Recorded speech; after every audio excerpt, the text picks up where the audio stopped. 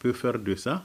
Bon, moi, souvent les gens veulent dire qu'entre le Nigeria et le Bénin, il n'y a pas eu fermeture de frontières. Or, les marchandises qui ont été bloquées à Samia, c'est-à-dire dans le chef-lieu de, comment on appelle, Kamba, c'est des marchandises qui ont quitté le Bénin, arrivées au Nigeria, à la frontière entre le Niger et le Nigeria, ils ont été bloqués. On n'a pas expliqué les raisons. Certains disent que c'est des problèmes de taxes. Dans un premier temps, on leur faisait payer un certain montant. Après, le Nigeria a monté le montant. Ils ont dit qu'ils ne peuvent plus. Ils sont restés là-bas pendant plus de 40 jours, je crois. Certains même parlent que c'est des mois. Bon, c'est suite à ça que le gouvernement du Niger a jugé utile d'envoyer une délégation rencontrer le président de la fédération de la République fédérale du Nigeria. Suite à une audience qu'il a accordée, je crois, avec le directeur général de douane et un conseiller du président de la République, le président du Nigeria a décidé et a donné des instructions pour ouvrir cette frontière, permettre à ces camions d'acheminer leurs marchandises au Niger. Bon, quelle est l'analyse économique qu'on peut faire? L'analyse économique qu'on peut faire, quand vous analysez les économies de ces trois pays, le Nigeria, le Niger, le Bénin, c'est des économies qui sont liées, qui sont imbriquées entre elles. C'est-à-dire, on ne peut pas les séparer. Si on veut qu'il y ait un développement économique et social, il faut que ces économies-là se soignent entre elles. Qu'est-ce qui va se passer? Maintenant, avec la rentrée de ces marchandises, le Bénin pointe des taxes. Ces marchandises-là, quand elles vont être déposées au Niger, les mêmes camions vont retourner encore ramener d'autres. Ça fait de l'argent au Bénin. Au Nigeria, il y a des taxes qui sont précomptées. Les trésors de deux pays vont en bénéficier. Et nous, ici au Niger, on va bénéficier des droits de douane, de certaines redevances. Les marchandises, quand elles seront reversées sur le territoire national, ça va créer de la richesse qui circule dans le pays. Et ça permet aux agents des impôts d'asseoir l'impôt, puisque l'impôt est assis sur la base des richesses. Or, c'est des richesses qui ont été bloquées pendant des mois. La richesse ne circule pas. Maintenant, avec cette ouverture, ça permet à la richesse de circuler sur les biens, sur le pays. Les produits de première nécessité qui ne sont pas fabriqués au Niger, leur prix va baisser puisqu'il y aura une abondance de ces produits. Les commerçants seront obligés de baisser le prix. Donc, ça permet à l'économie des trois pays de bien marcher.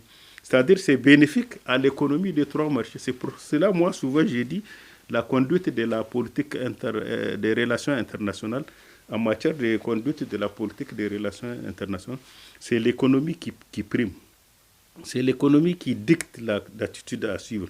Vous voyez, dès qu'on a ouvert ces frontières, il y a eu un certain engouement, il y a un relâchement, les populations, tout le monde trouve son compte. C'est ça même la politique économique, la conduite de la politique économique, financière et monétaire. Quand vous entendez avec vos voisins, le Niger ne peut pas s'en passer du Nigeria. Le Nigeria ne peut pas s'en passer du Niger. Parce que le Nigeria, c'est un pays industriel qui produit beaucoup de produits dont nous avons besoin, qui sont écoulés chez nous, souvent par fraude, parce que nos frontières sont poreuses. On ne prend pas de dispositions pour protéger nos frontières. Ça, c'est de notre faute, ce n'est pas de leur faute. Et quand vous prenez le Bénin, c'est la même chose. Toutes les marchandises qui rentrent au Niger, qui viennent du Bénin rentrent au Niger. Avant, ça passe par la douane, on précomptait les droits de douane. Maintenant, avec la fermeture de la frontière de Bénin, les gens contournent et passent par le fleuve.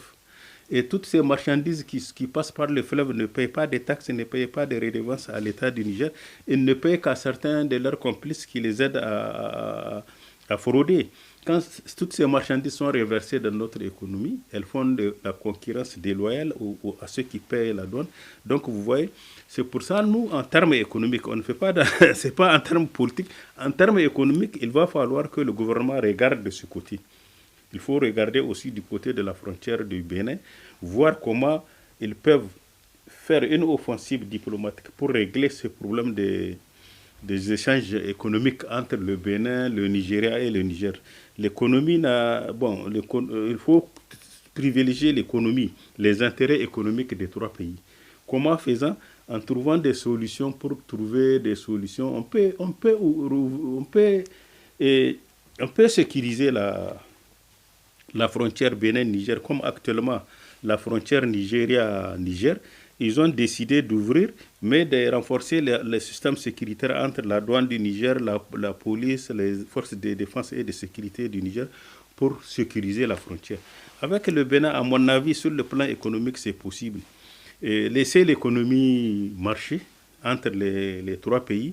Maintenant, la sécurité peut être renforcée aux frontières. À mon avis, c'est ça qu'il fallait faire. Parce que nous sommes dans une guerre économique qui nous est imposée par les grandes puissances.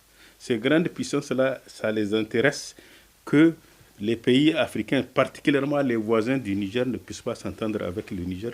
Quand vous ne vous entendez pas avec vos voisins, votre économie se fragilise et vous êtes vulnérable. C'est ça que les grandes puissances cherchent. À nous de savoir comment gérer toutes ces relations avec habileté pour éviter à ce qu'on nous oppose les uns aux autres et ça n'arrange pas l'économie du pays. Nous sommes un pays qui est continental, qui est loin de la mer, qui cherche son développement économique et social. Et pour pouvoir le parvenir, il va falloir être prudent, soigner nos relations économiques avec nos pays voisins.